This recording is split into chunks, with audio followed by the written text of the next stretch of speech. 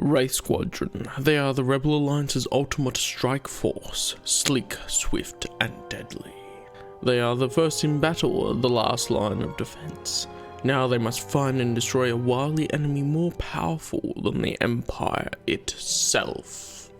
X-Wing Solo Command. Their covert mission has been a success, as the enemy has been vanquished. Or so they thought. The Super Star Destroyer Iron Fist somehow escaped destruction, and with the New Republic's greatest threat, the infamous Warlord Zinj. To defeat him, a Wraith Squadron must join a combat task force led by the only man crafty enough to beat Zinj at his own game, Han Solo. But Zinj knows the X-Wing fighters' indomitable courage is both their greatest strength and their greatest weakness. For even amongst the most overwhelming odds, Rebels will fight to the death, and that will leave Zinj the galaxy's unchallenged master.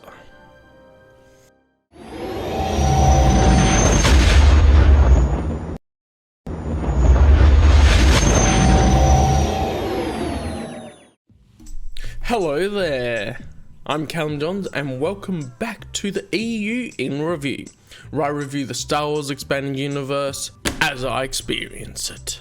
And today, you guessed it, we're talking about X-Wing Solo Command. The final book in the X-Wing series before Courtship of Princess Leia, and the one before was Iron Fist, which I reviewed last time. Oh look, it's in the corner of frame. It's book 7 in the X-Wing series. Well, the X-Wing series is dotted chronologically throughout, so I give a chronological context as well. I should have done that for the last book. First of all, definitely enjoyed this. I like this one a bit more than Iron Fist because it does give a conclusion to the whole going after Zinj bit, and then a lead into Courtship and Princess Leia. One of the big things is, of course, on the blurb, they end up going on the Mon Ramonda, which Han Solo is captaining. Well, Han Solo is the general on Mon Ramonda, and then they also team up with Rogue Squadron. So you see a bit of both squadrons and where they're at and how they're doing. Although there's a lot more of a focus on Wraith Squadron, and one of the things I would say is I would have liked to hear a bit more about Rogue Squadron. But of course I know between the different authors, Aaron Allston probably didn't want to step on the toes of Michael Stackpole's writing too much, and so didn't want to go too far in delving into how Rogue Squadron is at this current time. That being said, still really fun. You get to see how current characters are doing, Wedge ends up shifting around, characters get promotions in different situations, and I think one of the biggest things is what really felt like an RPG moment is they went into the complex. It was a trap, of course. This isn't really a spoiler because they lead up to it anyway, and they managed to somehow get out. Felt very, these traps are set up, roll the dice to see if you survive and get out, and what are you going to do in the situation to get out, sort of thing. Which I thought was really cool because I think a lot of the cues for some of the story setups and plot lines and stuff were from West End Games, and they're given West End Games material to reference for a lot of things, and so that came through in a lot of the writing here. At this point, I'll say Michael Stackpole seems a bit more of a grounded to reality, a bit more, as much as you can in Star Wars, a bit more of a less, I'm gonna throw out these quirky ideas and plot points and stuff and focus on, okay, this is what Izan Azar's doing, so on and so forth. Where Aaron Olson feels more like the West End Games RPG, let's just have a great bit of fun with this.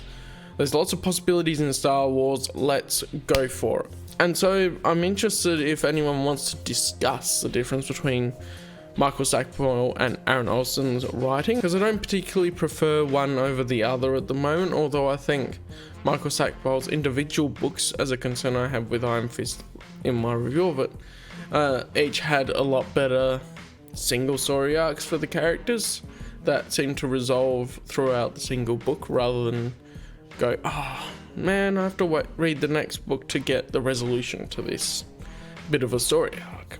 Yeah, the interesting part of this as well is I'm just gonna say, for people that have read it, Mindonos and Lara Nostil, I think it's Notsil. That whole interaction and that's really interesting, and I want to find out what actually happens next to them. I want to go, oh, where's Lara now? She's calling herself Kearney. If you know, you know. If you don't, then, well, that's why I'm changing these reviews to be a bit shorter, as with the last one. Do I recommend it? Yes. Essential read, I think I will read Courtship of Princess Leia next, and in that review I will mention how much you get out of reading the X-Wing series beforehand, because I would hope that they connect together fairly well and you would get a better read out of Courtship of Princess Leia from reading it. But as far as an essential read for the era, maybe not. It just depends how Courtship of Princess Leia goes when I read it. It'll be interesting because it'll be my first time as well. It's my first time reading through these, by the way. And so it's really fun to go through and go, I don't know exactly what happens, but I know sort of where they end up because I've read some later stuff. Anything I'm not quite as keen on? If anything, having it as a lead into Courtship of Princess Leia is a little bit of a detractor because they needed to keep, spoiler alert, but if you haven't read it by now, when was it released?